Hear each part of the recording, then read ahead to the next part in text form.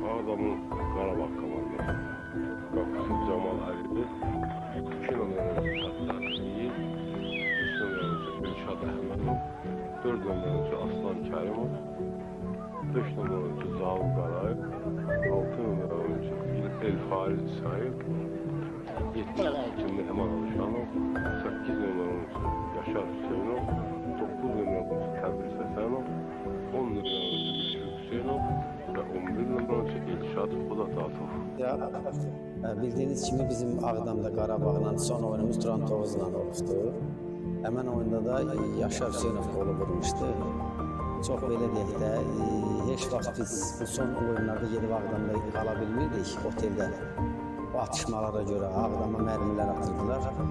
Rusya ile oldu ki bir gün evvelden geldi orada kaldık. Hemen günü de hiç atışmazlar olmadı. Turantovuz'u da düzdü. Kubok'un kol finalıydı. Her iki oyun nəticəsinə görə etabı biz keçdik. Hem de sonuncu oyunumuz Ağdam'da hemen oynuyoruzdu. Düzdür, tribunada valeşiklərimiz, belə deyək də, hərbiçilərimiz hamısı tribunadan bizi dəstəkləyirdi. Yəni də qurban olma Allah'a, indi Allah qismət eləyəcək, bir də qayıdacağıq Ağdam'a. Onda Qarabağda oynayanlar yəqin ki Turantovuz'u Ağdam'da qəbul eləyəcəklər.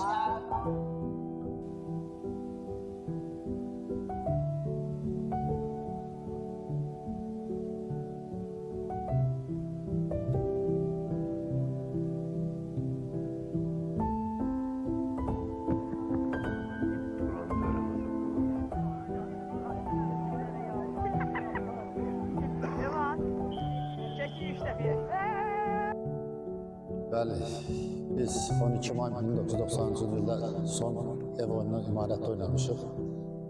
Kubok oyunudur Turantovuz'a qarşı. Belə oyun nəticəsi 1-0 hesabı ilə qalib gəldik. Finala çıxdıq. Maraqlı oyunuydu. Ağdamın çətin günlərin vaxtı idi. Azərkeşlərimiz daha çox əsgərlərdən ibarət uşaqlar idilər, yəni zabitlər idi, əsgərlər idi. Yəni o oyun yaddaşımızda çox yaxşı qalıbdı. Belə ki oyun haqqında, yəni oyun bizim üstümüzdən keçdi. Həmən onun videosunda Turan tərəfdən çəkiliş eləmişdi bir operator. Ondan götürmüşük, yəni o vaxtdan da elə bizdə qalır. Arxiv olaraq bizdə qalır. Baxmışıq həmən oyunlara, hər dəfə baxanda o günlər yadımıza düşür. Yəni o oyunda olan, Turan tərəfdən olan, bizim Qarabağ tərəfdən olan hər bir insana sağ ol düşür. O çətin günlərdə oyunu keçirə bildik.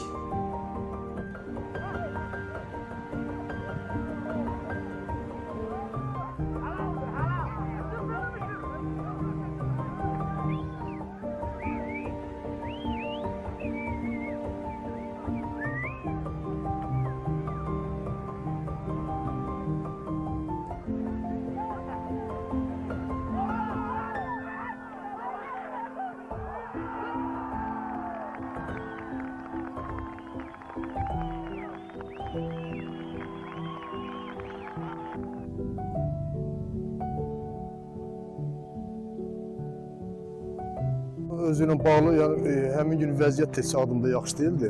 Onu keçirməyə biraz bəlkə də çətinlik oldu bizim için. Yani, atışmalar da vardı Ağdamda. Yani biz bilməzdik ki Ağdamda bu sonuncu görüş olacaktı. Ama belə çıxır ki son görüş oldu. Bizim Ağdamda may ayının 12'si 93 yılında son oyunumuz oldu. Biz vurduk Turantovuz'u yarım final oynadı. Kubok oynadı. Bildiğiniz kimi yəqin ki çox adam yadındadır, həmin qolu mən vurmuşam axırıncı oyun Ağdamda. Belə yadda qalan oldu ki mənim üçün yəni axırıncı oyun Ağdam ondan sonra işğal oldu. Axırı yadda qalan elə axırıncı oyun oldu. Belə nə demiyorlar, oyunla bağlı yəni gərgin idik, həm müharibə ilə bağlı, həm vəziyyətlə bağlı. Biz azarkeşlərimiz həmin oyun gəlmişdi, yəni Ağdamda olan kim varsa o da azarkeşlik gəldi, komandaya dəstək oldular. Amma biz bilməzdik ki Ağdamda sonuncu oyun olacaq. Belə son oyun oldu Ağdamda, yəni bizim üçün çətin idi. Çətinliyə baxmayaraq bir final oyunda oynadık. Həm çempion olduq demiyorlar həmin ili, həm kubok aldıq. Yəni, bir tərəfdə sevinçliydik, bir tərəfdə kədər idi ki Ağdamın həmin ili ilə işğal oldu. Yəni Ağdamda biz bir də qayıda bilmədik Ağdama. Belə də işğaldan sonra da Ağdamda komandanı sağladıq. Biz yaxşı Mingəçevirdə qaldıq. Pis günlər çox olub. Ümumiyyətlə komandanın pis günlər çox olub. Şükür bu günə Qarabağ yaşayır, komanda yaşayır. İnşallah imarət təzə tikilir, inşallah qayıdacaq. Geri dönüş olacaq inşallah.